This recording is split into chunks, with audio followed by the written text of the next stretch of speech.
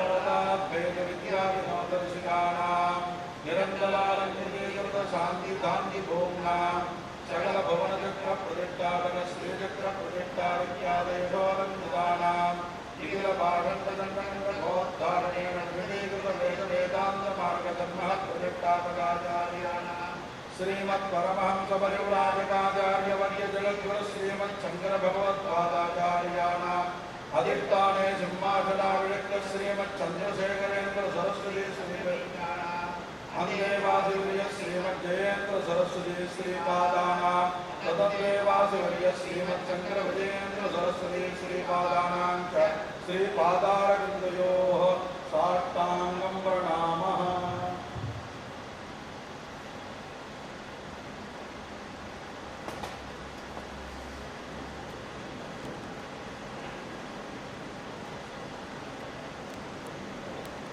मैं हमारे बीच में डॉक्टर प्रताप सिंह सूरजी वल्लभदास है, जो अध्यक्ष और ट्रस्टी है मुंबई प्रदेश आर्य विद्या सभा। मैं उनसे विनती करूंगा कि वो स्टेज पे आ जाए। डॉक्टर स्वामी के साथ वो भी स्टेज में बैठेंगे। डॉक्टर प्रताप सिंह सूरजी वल्लभदास जी। मैं डॉक्टर सुब्रमण्यम स्वामी से विनती करता हूं कि वो पुष्पमाला और फल हमारे कांची जगतगुरु शंकराचार्य जी को भेंट करें आप सबकी ओर से।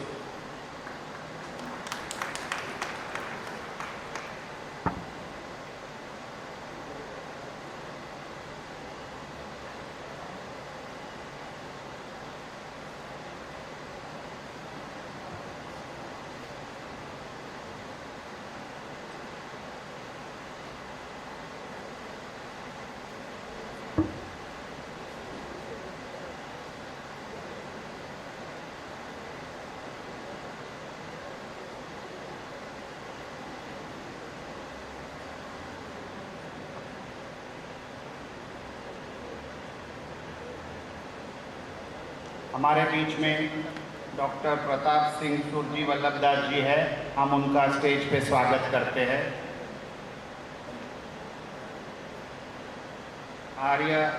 प्रदेश आर्य विद्या सभा के, वो मुंबई प्रदेश आर्य विद्या सभा के अध्यक्ष और ट्रस्टी है, हम उनका यहाँ स्वागत करते हैं।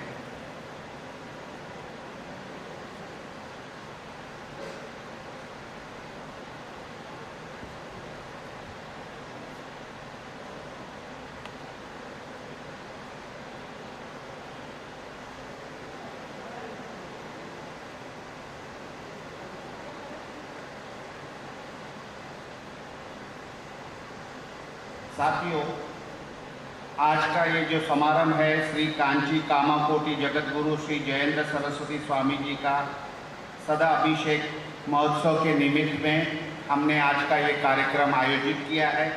इस कार्यक्रम के आयोजक है कांची कामाकोटि सेवा फाउंडेशन और विराट हिंदुस्तान संगम। इसकी ओर से मैं आपका सभी का यहाँ स्वागत करता हूँ।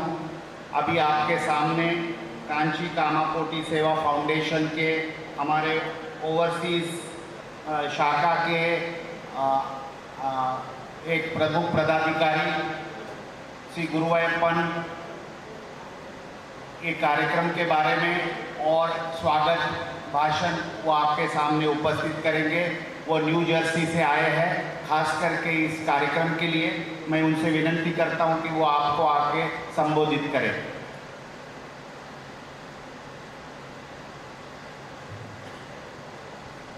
समर विजय कोड़ी सारदानंददाड़ी मृदुगण परिपाड़ी मुख्य कादंबवाड़ी मुनिविध परिपाड़ी मोगिता चांडकोड़ी परमशिववधूड़ी पादुमाम Kamakoti.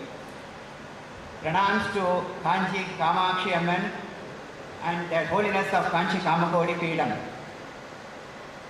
Sri Pediva will give the details about the Kanchi Kamakodi Peedam and the Guru Parambara, and Dr. Subramaniam Swami will give his experiences with Mahaswamiji. When Mahaswamiji decided to choose his successor, he took Pujya Sri Swamiji as his successor for the Peedam. And for the Anmigam, he has chosen Pujya Swamiji, and for the Arasiyal, the politics, he has chosen Subramania Swami. So Anmigam, Arasiyal going like a parallel, like a railroad. So what happened was, we were not known to Dr. Subramanian Swami at all. When the challenges we made, when the challenges we faced, especially the Hindus under siege in 2004 and 2005, we came to know Dr. Subramanian Swami.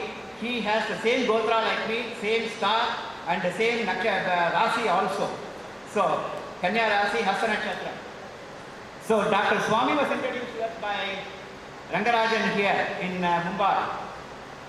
So, we came to know him and we arranged for his lectures across the United States. For the 10 weeks he was staying in Boston. We took him across all over the US, and the last week he was supposed to meet Dayananda Saraswati Swamiji at New Jersey in Rutgers University. We thought that it is going to be like a regular routine meeting like all the 10 weeks, but Mahaswamiji wanted to make it very distinctive because that was a groundbreaking meeting for the Hindu Renaissance which happened on 23rd August of 2005. We are celebrating the 10th anniversary in this year. This is a very fitting time because not only we are celebrating Swamiji's Sahasra Chandra Darsanam Satabhishekam and also the anniversary of Dayananda Saraswati's meet and also Ashok Singhalji's meet. Both of them are not with us now, but their blessings are with Swamiji, Dr. Swami, to continue the Hindutva Act and through the VHS. So what happened on that day was, we should have gone just like that and met him. But whenever we go to India, whenever we go to US from India, we always carry the Srimadam Prasadams from their holiness. And when we went to meet the Dayananda Saraswati Swamiji, it was his 75th birthday. We didn't know that. So when Swamiji cancelled the last week's meeting and then went there, and at this Dakshinamurti Sannadi, he was blessed to go for the Hindu causes in Pennsylvania at the United States. Ever since then, he has been so much involved, and Mahaswamiji had blessed him for taking care of the national, international and other Hindu causes interest.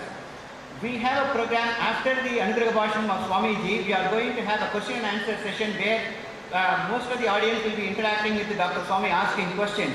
So I reserve some of the key incidents which you don't see in the YouTube or in the blog for after the meeting, but I want to just share one to know how he has been blessed by the divinity as a karma yogi. People know him only as a politician, people know him only as a professor, but we have seen him as a karma yogi. When Swamiji wanted, Dr. Swami wanted Mahaswamiji to bless him to get involved in the Ayodhya many years back, like somewhere in 1980s. Mahaswamiji asked him what is the reason. He said Ramachandra matter. Ramachandra matter will come to you, not now. So that came in 2007 when Swamiji was in, Dr. Swami was in US, and there was so much of pressure for him from BHP to come back to India because the local government in Tamil Nadu was putting pressure to demolish the Setu bridge. Swami asked him, he was going for a meeting in Houston. He asked me, do you know anybody in Houston so that I can go and meet with the NASA officials? Because the local politics and the mainstream media told them that, were publicizing that NASA has approved that it is not a man-made build, the Setu bridge. I told Swami, Swami, I don't know anybody there. Just try, just try. Swami is a real karmanyevadhikaraste. He will try. If it is not coming, he is not going to be bothered. So it so happened, we contacted Vedanta Mama in BHP here.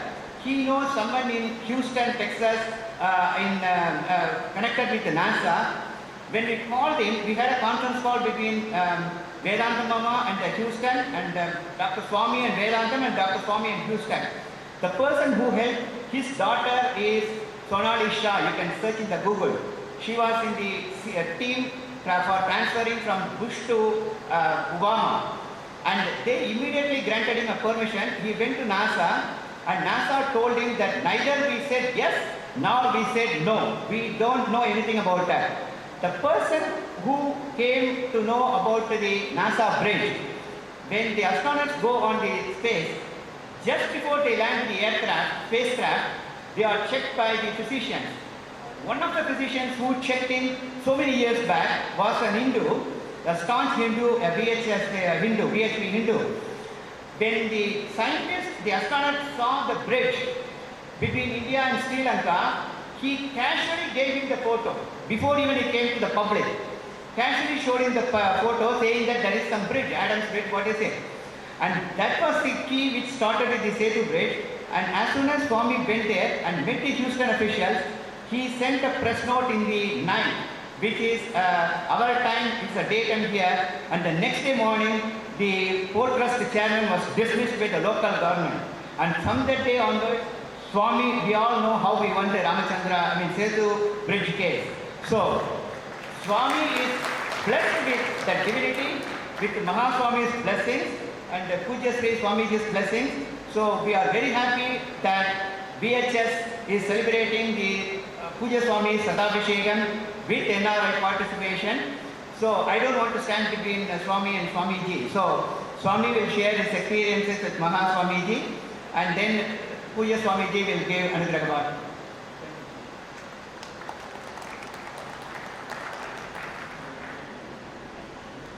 इसके पहले हमारे doctor Pratap Singh सुरजी वल्लभदास जी की ओर से फल और हार स्वामी जी को, शंकराचार्य जी को पेश करने वाले हैं।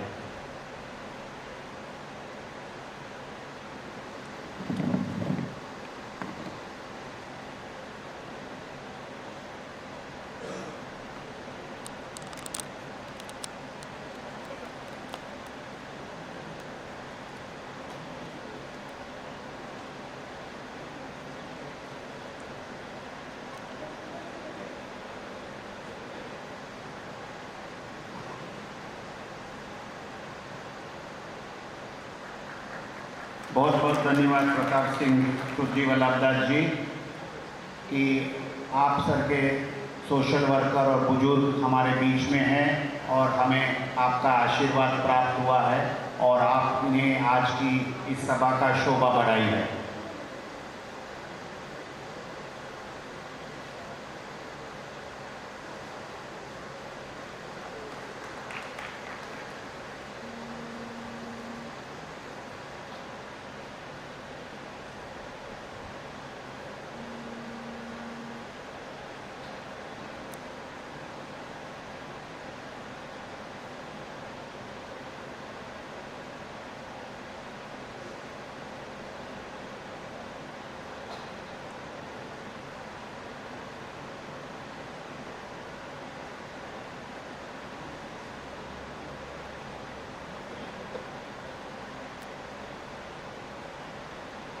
अभी मैं डॉक्टर प्रताप सिंह सूरजी वल्लभदास जी से विनंती करूंगा कि आपके सामने उनके विचार रखें। उसके बाद डॉक्टर स्वामी बोलेंगे और फिर हमारे शंकराचार्य जी अपने को आशीर्वाद देंगे।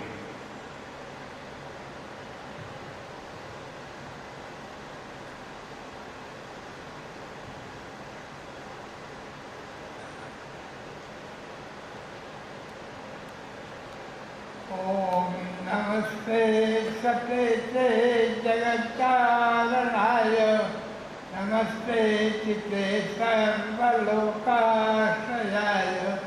नमो दैत्यतत्राय मुक्तिप्रदाय नमो ब्रह्मणे व्यापिने शाश्वताय।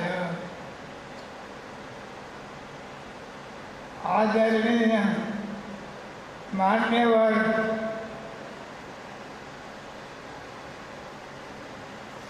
जगत गुरु श्री शंकराचार्य जी महाराज की आज स्वागत करते हुए और उनके यहाँ पर समारोह में उपस्थित होने का मुझे अवसर और सहयोग प्राप्त हुआ, उसके लिए मैं ईश्वर का शतशः धन्यवाद करता हूँ।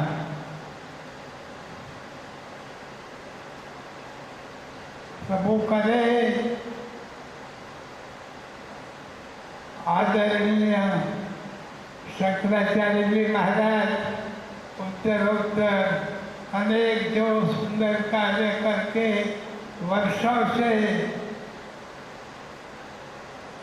सामान्य जनजीवन को उनके उत्थान के लिए अभ्युदय के लिए प्रयत्नशील है और जो सुंदर कार्य करके सारी नामना प्राप्त की है, प्रभु उनको अनेक प्रकार की शक्ति सामर्थ्य और ऐश्वर्य दे, जिससे वो सदायु नहीं जीवन सर्व सफल 100 साल तो प्रभु देगा ही, पर वेद में प्रतिदिन संध्या में भी प्रार्थना में हम कहते हैं कि जीवन सर्व सफल भूय से सर्व सफल पुनः एक 100 साल और जिए। प्रभु करे उनको 200 वर्ष नहीं, मैं तो कह रहा हूँ कि वेद में पर्याय शब्द का भी उल्लेख है और जो सत्कर्म करते हैं, सत्य पुरुष होते हैं, उनको 300 वर्ष की आयु प्राप्त होती है।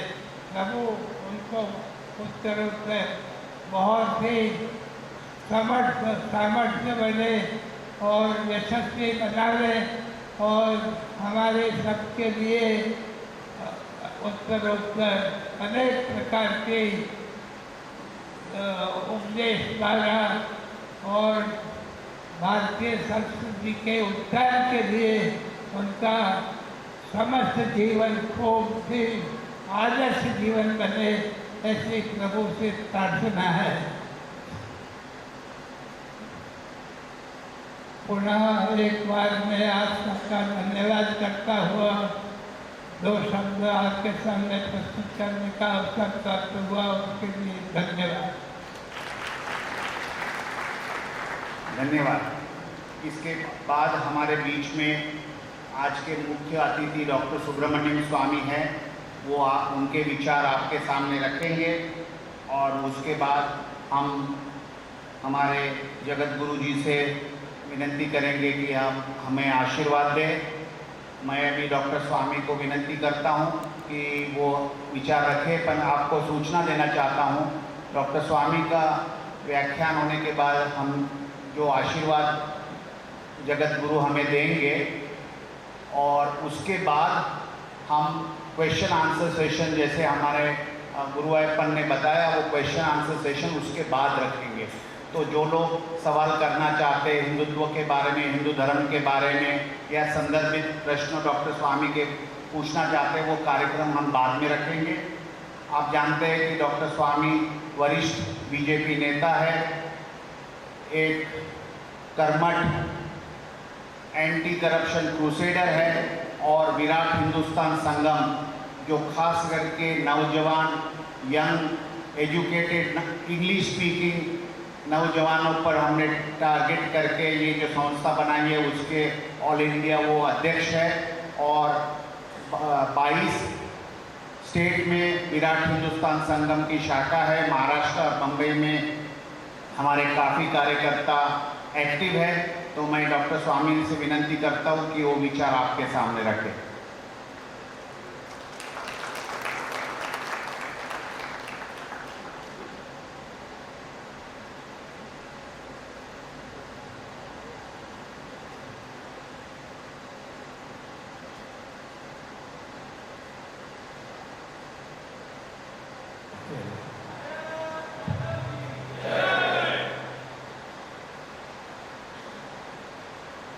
परम पूजनीय जगत गुरु शंकराचार्य कांची के श्री जयेंद्र सरस्वती स्वामी इस संस्था के निर्माता वल्लभ भाई जी और उपस्थित भाइयों बहनों, शंकराचार्य के जो संस्था है जो आदि शंकरा ने स्थापित किया, देश के चारों कोने में, उस कारण से इस देश की जो संस्कृति है अटूट होकर 10,000 साल से ऊपर जितने भी आक्रमण हुए उसके बावजूद हमारे देश की जो संस्कृति है चलते आई है। दुनिया में यूनेस्को के अनुसार 46 संस्कृतियाँ उत्पन्न हुए, उसमें 45 गायब हो गए, जैसे ग्रीस, रोमन, इजिप्शियन, मेसोपोटामियन, इस प्रकार से अनेक जो संस्कृतियाँ पैदा हुए, थोड़े समय के बाद उनका संपूर्ण नष्ट हो गया। लेकिन इस 46 में जो एक बचा वो है हमारे देश की हिंदू संस्कृति जो लगातार हमारे अटूट चलते आई है। जब हम हिंदू संस्कृति की बात करते हैं तो आजकल फैशन हो गया हमें कहने के लिए तुम कम्युनल हो, तुम एंटी मुस्लिम हो, एंटी क्रिश्चियन हो, लेकिन हम किसी दूसरे धर्म के बारे कभी बुरा नहीं करते। और हिंदू की जो परंपरा है वो शुरू से ये है कि अनेक धर्म हैं दुनिया में, अनेक उपासना पद्धतियां हैं और सबसे भगवान प्राप्त हो सकता है, ये हमारी एक मूलभूत विश्वास है। और इसीलिए हमारी जो धर्म है वो दूसरे धर्मों से भिन्न है, क्योंकि बाकी सारे धर्म कहते हैं हमारी ही रास्ता है और किसी की रास्ता नहीं है। और जो भी बाहर से हमारे देश में शरण के लिए आए उनका हमने शरण दिया। शुरू में सीरियन क्रिश्चियंस आए थे, उनको हमने केरल में शरण दिया। बाद में ईरान से पारसी लोग आए, उनको हमने शरण दिया। और फिर यहूदी आए, उनको भी हमने शरण दिया। यहूदियों के साथ तो नरसंहार दुनिया भर में हुआ, लेकिन हिंदुस्तान में वो शांति के साथ रहे। और जब इजराइल का स्थापना हुई तो उन्होंने प्रस्ताव पास किया इजराइल के पार्लियामेंट में कि धन्य हो भारत, एकमात्र देश दुनिया में जहां यहूदियों को आपने नरसंहार नहीं किया। जब अंग्रेज छोड़कर जा रहे थे तो उन्होंने पारसी लोगों से कहा कि आप बहुत छोटे समुदाय हैं और हम आपके लिए कोई रिजर्वेशन करके जाएंगे, जैसे एंग्लो इंडियन के लिए हमने किया है। उन्होंने कहा 1000 साल के लिए हिंदू हमारी देखभाल की है, तुम क्या हमें रिजर्वेशन देने वाले हो, तुम चले जाओ, हिंदू हमारी रक्षा करेगा। आज हम समाज में जो अनेक धर्म है उनको एक में बांधने के लिए हमने इस विराट हिंदुस्तान संगम बनाई। हमने विराट हिंदू संगम नहीं बनाई, विराट हिंदुस्तान बनाई, क्योंकि हमारे देश में मेरी मान्यता है और धीरे धीरे लोग मानने लगे और विज्ञान भी हमारे पुष्टि करने लगी कि हमारे देश में जो भी हैं उन सब का डीएनए एक ही है। तो भले वो मुसलमान क्रिश्चियन हो, लेकिन उनका डीएनए मेरे जैसे ही है और इसीलिए सबका पूर्वज एक ही है इस देश की मिट्टी में, और उतने ही सब लोग इस देश के हकदार बनते हैं और अधिकार उनका होता है। लेकिन सिर्फ कहना हिंदुस्तान पर्याप्त नहीं, एक मंशा चाहिए इसकी, जो वास्तविकता है हमारे इतिहास के बारे में, उसको हमें जानना चाहिए। और ख़ास तौर पर जो 80% हमारी संख्या है हिंदुओं की, उनमें इतनी बुराई आ गई है, विकृति आ गई है, उसको हटा करके एक पुनरुत्थान करनी चाहिए। पिछले पुनरुत्थान हुई थी जब आदि शंकराचार्य केरल से निकले, कश्मीर तक पहुँचे। हम लोग कहते हैं कि हम कभी एक देश नहीं थे, ये अंग्रेज़ों का प्रचार है। फिर शंकराचार्य कैसे पैदल केरल से कश्मीर तक पहुंच सके, सब जगह में संस्थाएं बनाई और हिंदू का पुनरुत्थान करे।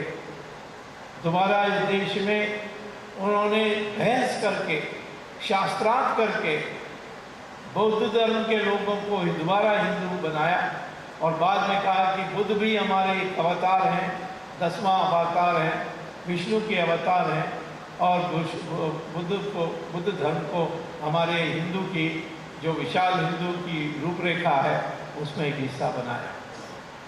तो हम जोड़ते ही जाते हैं।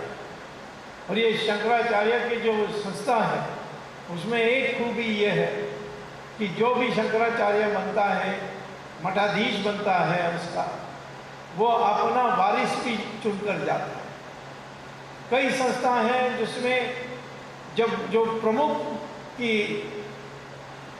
गुजर जाते हैं या उनकी देहांत हो जाती है तो वो संस्था कोलैप्स हो जाती है। लेकिन शंकराचार्य के जो 5 मठ हैं, कांची, श्रृंगेरी, द्वारका, बद्रीनाथ और ये हो गया 5, पूरी, हाँ शंकरपुरी, ये 5 का आज तक चलते आया है, क्योंकि एक उन्होंने एक व्यवस्था बनाई है और इस व्यवस्था में इतने ज्ञानी लोग हैं। हर शंकराचार्य का अपना विशेषता रही है। स्वामी जयेंद्र सरस्वती, उन्होंने हिंदुओं को एक करने में इतना बड़ा योगदान किया कि जो तमिलनाडु में दलितों को अपने पृथक मंशा पैदा हुई उसको दूर करने के लिए उन्होंने उनके मंदिरों में जा कर के पूजा की, उनमें मंदिरों को जाकर स्थापित की और इस कारण से एक हिंदू में एक एकता आने लगी।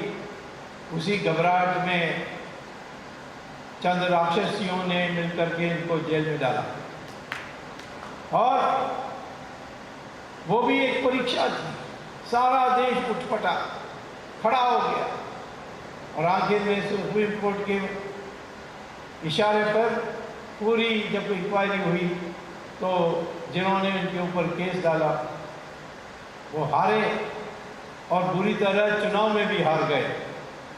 दोबारा भी हार सकते हैं यदि उसी प्रकार के व्यवहार करें। तो मैं आपको कहना चाहता हूँ कि जो ये वर्ण व्यवस्था जो है हमारे दिमाग में बैठ गई, उसकी जो शंकराचार्यों ने जो सही रूपरेखा बताई उसको हमें आज समझना चाहिए। ये वर्ण व्यवस्था कभी जन्म से नहीं जुड़ा था। भगवत गीता में तो कृष्ण भगवान स्पष्ट कहते हैं ये गुण से जुड़ा है, एक अनुशासन है, ये विकेंद्रीकरण है, समाज की विकेंद्रीकरण है। दो महर्षि भृगु और भारद्वाजों ने बैठ करके सोचा कि समाज को स्थायी करने के लिए हमें कैसा इसका रचना करनी चाहिए। तब उन्होंने फैसला किया कि सत्ता की विकेंद्रीकरण होनी चाहिए। तो भृगु ने कहा कि सत्ता के 4 आयाम हैं और उस आयाम है, एक तो ज्ञान है, वो सत्ता का एक शक्तिशाली आयाम है, ज्ञान से ही सब कुछ विकास होती है। दूसरा है शस्त्र, तीसरा है धन, चौथा है भूमि। और कहा कि इसकी विकेंद्रीकरण होनी चाहिए। जो जो ज्ञान की जगत में जाएंगे या ज्ञान की आयाम में जाएंगे, वो उनके पास हथियार नहीं होगी, उनके पास धन नहीं होगी, उनके पास जमीन नहीं होगी। और इसीलिए एक तबका पैदा हुआ जो साधु, सन्यासी, ऋषि, ज्ञानी, ऐसे लोग पैदा हुए। हमारे देश में शंकराचार्य हो, परंतु कितने सरल वस्त्र के साथ देश भर में घूमते हैं। किसी और देश के धर्मों में धर्म का प्रमुख इस प्रकार देखा है? मैं जब हार्वर्ड में पढ़ने के लिए गया, पीएचडी लेने के लिए, बाद में प्रोफेसर बना, तो मेरे क्लासमेट ने पूछा कि आप लोग महात्मा गांधी के पीछे कैसे जाने लगे, उनको नेता कैसे मान लिया? तो मैंने कहा क्यों? उनका वो ठीक से कपड़ा नहीं पहनते हैं। मैंने कहा क्यों? आपके देश में ऐसे महात्मा गांधी जैसे व्यक्ति नेता नहीं बन सकते? उन्होंने कहा बिल्कुल नहीं, वो यहाँ आएंगे तो हम उनको जेल में डाल देंगे कि उसने ठीक से कपड़ा नहीं पहना। ये उनकी कल्पना है। उनकी नेताओं को देखो, सूट बूट, टाई, पैंट, चमका हुआ जूता के बिना नहीं घूमते। उनके धर्मगुरु देखो, जैसे पोप है, सैटिन गाउन, कितने diamond necklace, Ruby necklace, sapphire necklace पहनते हैं, टोपी में इतने जेवर होते हैं। हमारे साधु सन्यासी सबसे उच्च स्तर, बड़े पूज्य, परंतु उनके एक भगा कपड़ा है और कुछ नहीं, अपने के लिए कुछ नहीं। फिर भी राजा उनको जाकर पूछते थे। राजा को अधिकार नहीं था कि नीति को ना लागू करें जब तक ऋषि के उस राजधानी में, जो उस सूबे में ऋषियों की अनुमति नहीं है। दूसरे देशों में राजा कुछ भी कर सकता था, हमारे देश में नहीं कर सकता था। उसको अनुमति लेनी पड़ती थी ज्ञानी लोगों का, ऋषि मुनियों का। ये हमारा परंपरा चले। धन कमाना कोई बुरा नहीं था, लेकिन धन के आधार पर समाज की रचना हुई नहीं हुई। पश्चिम देशों में तो इतनी भौतिकवाद है कि धन है तो सबसे ऊपर और धन नहीं तो सबसे नीचे। हमारा समाज ऐसा नहीं है। और इसीलिए जब एक आयाम की अपने लक्ष्य हो धन का प्राप्त करना, तो फिर लालच आएगी तो भ्रष्टाचार आएगी।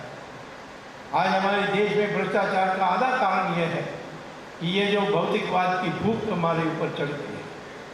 और जब हम अपनी पुरानी संस्कृति में वापस जाएंगे तो ये भ्रष्टाचार हमारे देश में नहीं होगा। 1000 साल पहले चाइना से आए थे बौद्ध के लोग, वहाँ के यहाँ अपने ग्रंथ